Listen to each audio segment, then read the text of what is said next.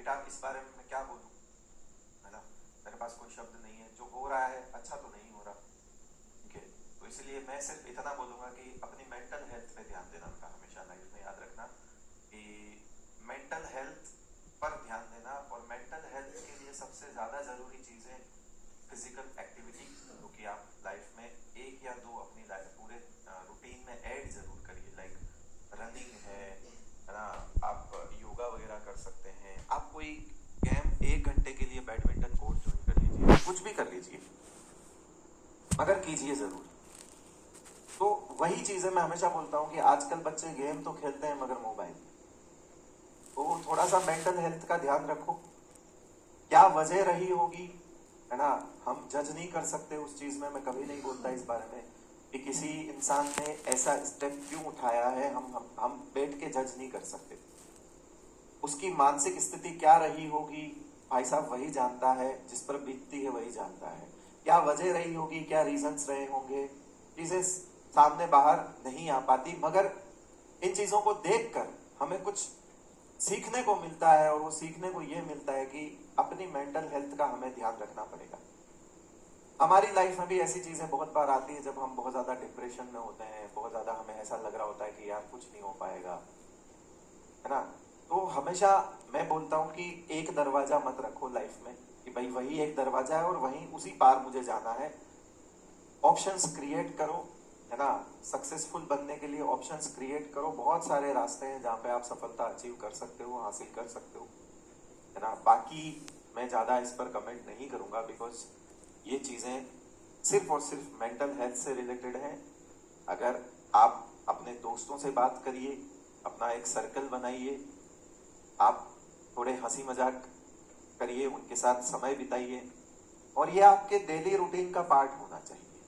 मगर हम जो हैं वो आजकल सिमट कर रह गए हैं गैजेट्स के बीच में, और शायद मुझे तो लगता है वो सबसे बड़ा रीजन है। हमें एक स्ट्रेंजर अपना सा लग रहा होता है, ऑनलाइन हम जाकर किसी की आईडी पे मैसेज करते हैं, उससे बातचीत होना शुरू हो जाती है। हम उससे पहले उसे जानते ही नहीं थे, मगर हम ऑनलाइन किसी ऐसे ही रैंडमली, हम ऐसी बहुत सारी एप्स भी हैं, मतलब ज्यादा तो मुझे आइडिया नहीं है, बट ऐसी बहुत सारी एप्स भी हैं जहां पर हम किसी से भी बात करना स्टार्ट कर देते हैं। इसकी जरूरत कहाँ है लाइफ में, है क्या? क्या आपके पास अपने लोग काफी नहीं है? क्या आपके स्कूल के दोस्त काफी नहीं है? क्या आपके पड़ोस में रहने वाले जो आपके हम उम्र जो हैं, या आपके कजिन्स हैं, आपके रिलेटिव्स हैं, काफी नहीं है? आप खुद ऐसी चीजें क्यों क्रिएट कर रहे हैं जहां पर आपको ट्रस्ट इश्यूज आगे जाके हो सकते हैं? तो आप ओके टेस्टेड वाली चीजें इस्तेमाल क्यों नहीं करते, है ना। जो ट्राइड एंड टेस्टेड चीजें हैं, लोग उन्हीं पर आप अपनी जिंदगी, उन्हीं से बात करिए। हम पेरेंट्स को छोड़कर किसी तीसरे इंसान से इतनी ज्यादा फीलिंग्स शेयर करते हैं कि एक वक्त पे हम अपने पेरेंट्स की बुराई उस इंसान के सामने कर रहे होते हैं। सीरियसली, उन्होंने पैदा किया है हमें। वो इंसान तुम्हारी जिंदगी में हो सकता हो 5 या 6 महीने से हो, वो पूरी जिंदगी में साथ रहेगा और उसने पैदा किया। ये चीजें करना बंद करिए। आप अपनी मेंटल हेल्थ खुद ही खराब कर रहे हैं। तो इसीलिए खूब खेलिए, खूब पढ़िए, है ना। और एक्सरसाइज को अपना पार्ट बनाइए अपनी लाइफ का, अपने रूटीन का पार्ट बनाइए एक्सरसाइज को, अगर आपको वाकई खुश रहना है तो। मैंने खुद इस्तेमाल की हुई वो चीज। मैंने बहुत टाइम तक कुछ नहीं फिजिकल एक्टिविटी की, मैं खुद ऐसी चीजों से गुजरा हूं। मुझे ऐसा लगता है कि यार मैं भी परेशान था एक वक्त में, बाद में मुझे लगा कि कुछ नहीं है। अच्छा, सबसे बड़ी बात, सबसे इंपॉर्टेंट बात, एक ही लाइन में बोलूंगा, जिसको समझ आ जाए समझ जाएगा, जिसको समझ नहीं आएगा उसे कभी समझ नहीं आएगा।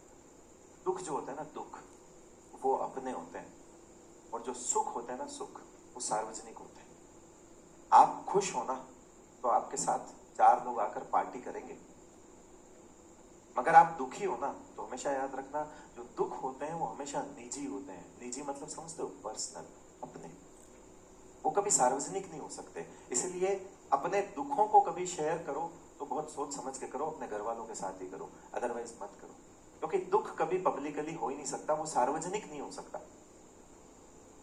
वो तो निजी ही होता है, और उसका समाधान भी निजी ही रहता है।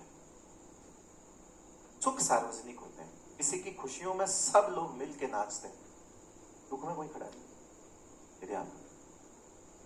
तो इसीलिए आपकी प्रॉब्लम्स आपको, इसीलिए सबसे ज्यादा अपनी मेंटल हेल्थ पे ध्यान दो। और ये पढ़ाई से भी रिलेटेड है, पढ़ाई से भी